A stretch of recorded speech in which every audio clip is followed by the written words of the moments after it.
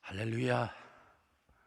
오늘도 우리 주님의 크고 놀라운 은혜와 위로가 우리 성도들의 심령과 가정과 모든 일들 위해 충만하기를 간절히 바랍니다. 이 시간 우리 수요 예배 시간인데 예배 자리에 나온 모든 우리 성도님들 환영하고 축복합니다. 우리 예배 시간이 행복하고 또 하나님의 은혜를 누리는 귀한 시간 되시기를 바랍니다. 오늘 하나님의 말씀은 신명기 8장 1절부터 6절 말씀까지 제가 봉독을 하겠습니다. 신명기 8장 1절부터 6절 1절입니다.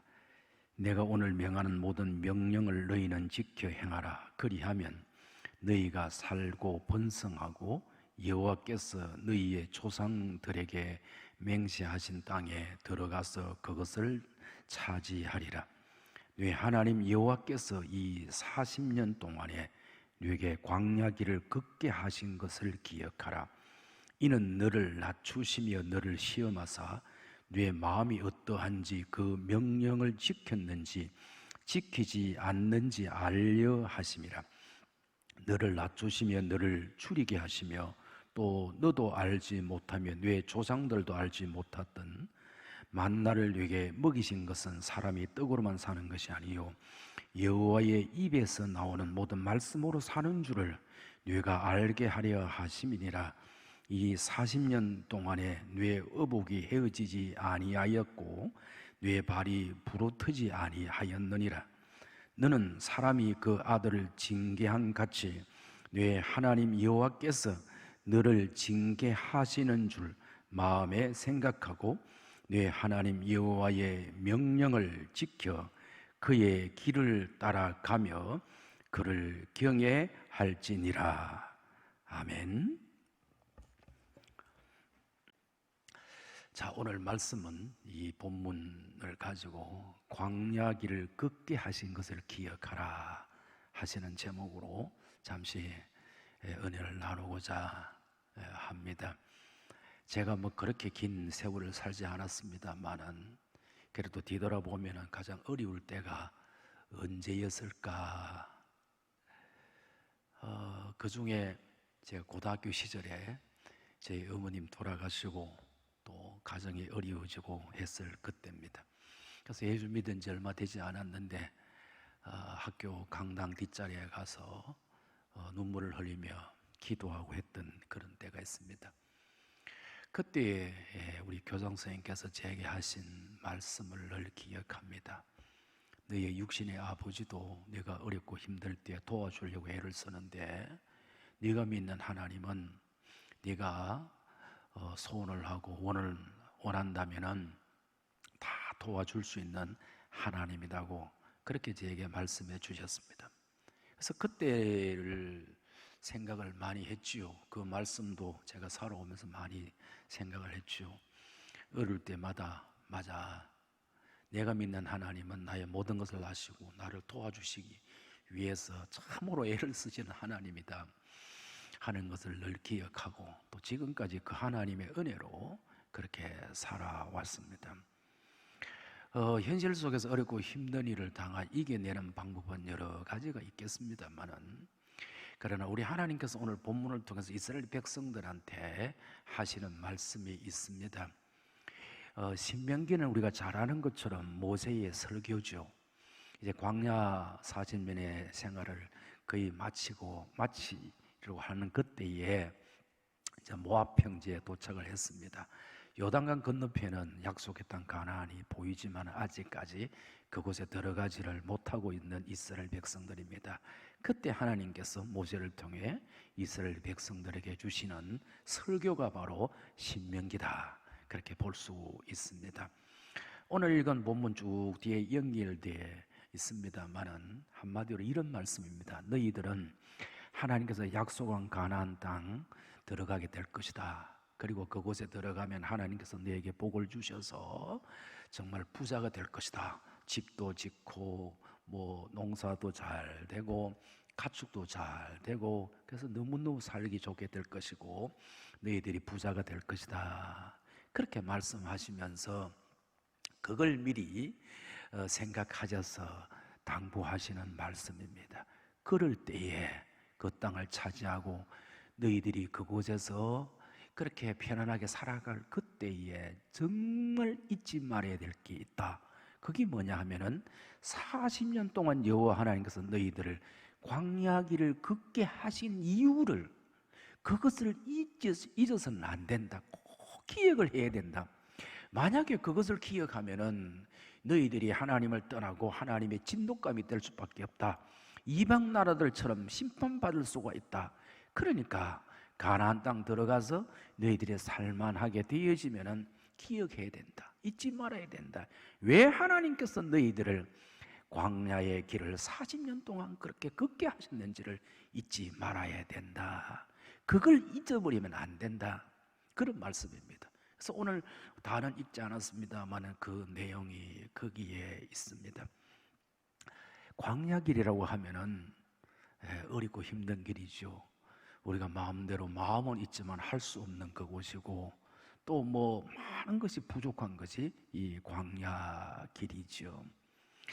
요사이 이런저런 뭐 기도하고 생각을 하면서 뭐 이 나라 모습도 그렇습니다만 우리 한국 교회의 모습, 특별히 나를 위해서 예수 믿는 우리들의 모습은 하나님께서 어쩌면은 영적인 광야 길을 다시 한번 돌아보고 또 그 길에 들어서게 한 것이 아니겠는가, 그런 생각을 해봅니다.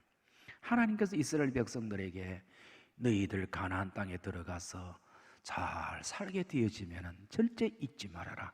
광야 길을 왜 걷게 하신 것을 잊지 말아라고 하신 그 말씀이 저와 여러분에게, 또 이 땅의 한국 교회에게 너무너무 필요한 말씀이 아니겠나, 그런 생각이 되어집니다. 자, 하나님께서 왜 이스라엘 백성들로 하여금 광야 길을 걷게 하셨습니까? 40년 동안 걷게 하셨습니까? 이스라엘 백성들이 원해서 간 것이 아니잖아요. 하나님께서 돌게 하셨습니다. 한 열흘, 한 보름이면 갈 수 있는 길이라고 그러잖아요. 그러나 하나님께서 그 길을 40년 동안 그렇게 고난의 길, 어렵고 힘든 길을 걷게 하셨습니까? 오늘 본문에 3절 말씀을 한번 보겠습니다. 너를 낮추시며 너를 줄이게 하시며 또 너도 알지 못하며 네 조상들도 알지 못하던 만나를 네게 먹이신 것은 사람이 떡으로만 사는 것이 아니요 여호와의 입에서 나오는 모든 말씀으로 사는 줄을 네가 알게 하려 하심이니라. 여러분, 하나님께서 왜 이스라엘 백성들에게, 자기 백성입니다. 자기 백성, 자기가 택한 백성이고 하나님께서 가나안 땅을 약속하셨잖아요. 그 땅을 향해 가는 백성들에게 왜 바로 안겨주고 광야 길을 걷게 하셨습니까? 사람이 떡으로 사는 게 아니고 하나님의 말씀으로 살아가는 것이다. 그것을 하나님이 깨달아 알게 하시도록 하셨기 때문에, 그것 때문에 하나님께서 광야 길을 걷게 하셨습니다. 여러분, 그런 단어 많이 쓰잖아요. 풍요 속의 빈곤, 그러잖아요. 얼마나 풍요롭습니까? 얼마나 풍요롭습니까? 다른 거 다 놔두고 한국 교회가 얼마나 풍요롭습니까? 아름다운 건물, 굉장히 많은 재정, 수많은 성도들, 화려한 건물, 또 서로 나누는 거 보면은 아주 부족함이 없이 나누잖아요. 그러나 여러분, 우리는 너무 외양이, 겉모양이 너무 풍요로워서 정말 어찌 보면은 하나님의 말씀이 아니도 살아갈 수 있을까 착각하지 않았는지, 하나님의 말씀이 아니더라도 성도들이 많이 모이고 교인들이 헌금하고 하면은 교회는 부흥되어지고, 하나님 말씀이 아니더라도 내가 어긴다 하더라도 내 지혜와 내 능력으로 옆에 있는 사람들을 도움을 받아가며 사업을 하고 가정을 꾸려 나갈 수 있다고 그렇게 생각하지 않았었는가?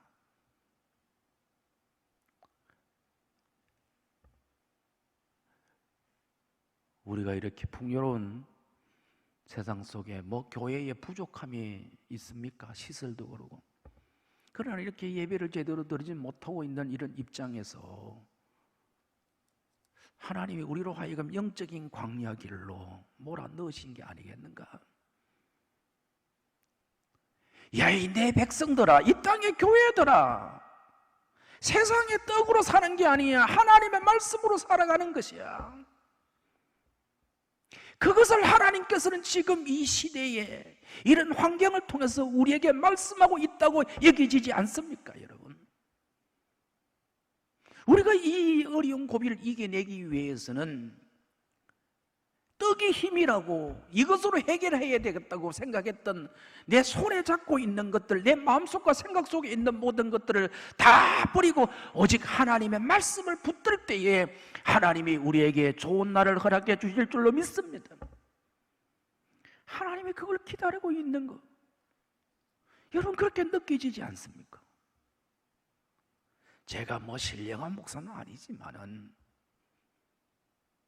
하나님이 왜 우리 그러잖아요. 왜 우리 한국교회에 이러십니까?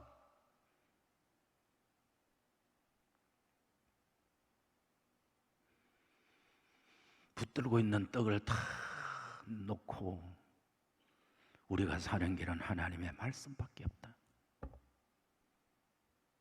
하나님의 말씀밖에 없다고. 말씀에 순종하며 살고 말씀을 저버리면은 하나님의 무서운 진노 가운데 놓이게 된다는 것을 깨달아 알기 하도록 하나님께서 이 시대의 광야기를, 영적인 광야기를 우리로 하여금 걷게 하고 있지 않을까요? 아니, 그렇다고 말씀을 통해서 생각이 되어집니다.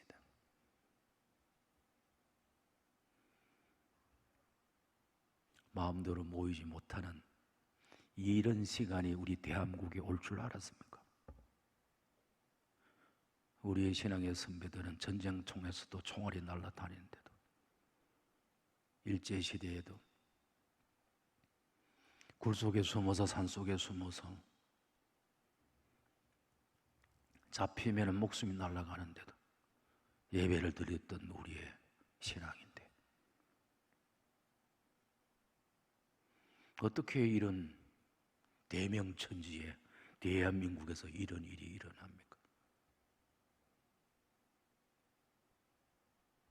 사람이 떡으로 사는 게 아니고 하나님의 말씀으로 사는 것이니라. 이런 메시지를 주고 있다고 확실히 믿습니다. 성도 여러분, 눈으로 보이는 것만 바라보지 않기를 바랍니다. 떡을 버리세요. 그래야 회복되고 삽니다. 자, 그리고 5절 말씀을 보십시다.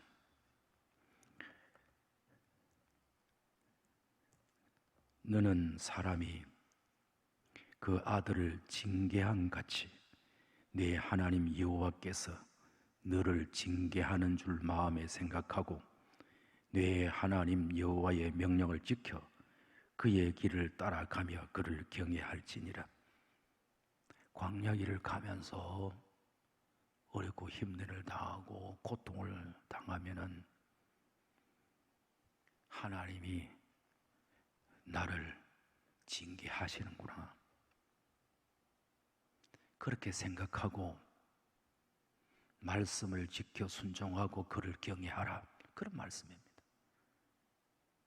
다르게 말씀드리면 우리가 인생길을 살아가면서 이런저런 어렵고 힘든 일을 당하면 거기에 하나님께서 개입하고 계시고 하나님의 징계가 거기에 있다는 사실로 받아들여서 자신을 돌아보고 하나님의 말씀을 붙들고 말씀으로 돌아서고 그분만을 섬겨란 말이에요. 어렵고 힘든 일을 당하면 하나님을 생각해라. 하나님이 왜 이래 하셨을까? 그의 아들을 징계한다 그러잖아요. 하나님은 자기 아들을 징계하시지 자기 아들 아닌 자는 징계하지 않잖아요. 우리들에게, 우리 개인에게, 그리고 한국 교회에 이와 같은 어려운 일들, 여러분 그는 우연히 찾아온 일이라고 여기지지 않겠지요. 하나님은 살아계시고 지금도 다스리고 계시는 우리 하나님이신데 하나님의 뜻이 있지 않겠어요?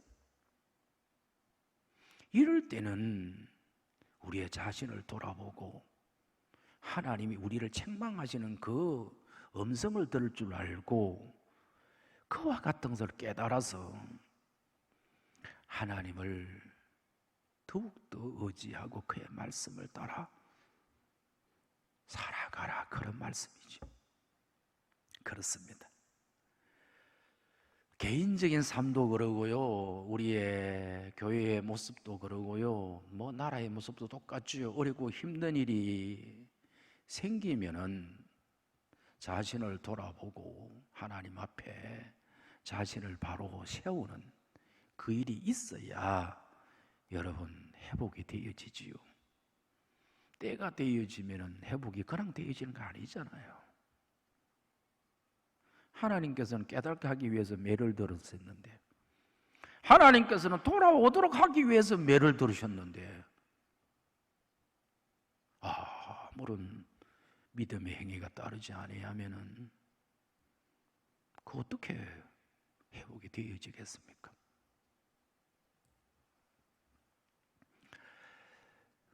사랑하는 성도 여러분, 하나님은 우리를 부르셨고 우리의 인생길의 주인 되셔서 지금까지 인도하셨고 앞으로도 인도해 주실 줄로 믿습니다.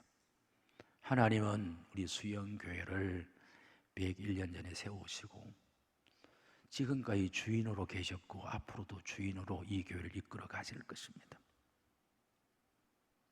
우리는 우리가 당하고 있는 현재의 모습 속에서 하나님 왜 우리를 이렇게 몰고 계시지? 그런 생각이 드시면은 여러분, 우리 하나님께서 이스라엘 백성들이 가나안 땅 들어가기 전에 너희들 가나안 땅 들어간다. 그리고 거기에서 너희들이 잘 살게 될 것이다. 그러나 잊지 말아야 될 일이 있다. 왜 하나님께서 광야 길로 너희를 인도하셨는지를 잊어서는 안 된다. 그거 잊어버리면 너희들 버림받는다. 그렇게 말씀하셨던 이 말씀 여러분 기억하고 저와 여러분의 삶을 살피는 귀한 말씀이 되시기를 바랍니다. 우리가 제대로 다 모여서 예배드리지 못하지만은 우리가 믿음으로 해석하고 믿음으로 행동한다면 이 날들이 도리어 하나님의 더 크고 놀라운 축복의 주인공으로 서는 교회가 되고 성도들이 될 줄로 믿습니다.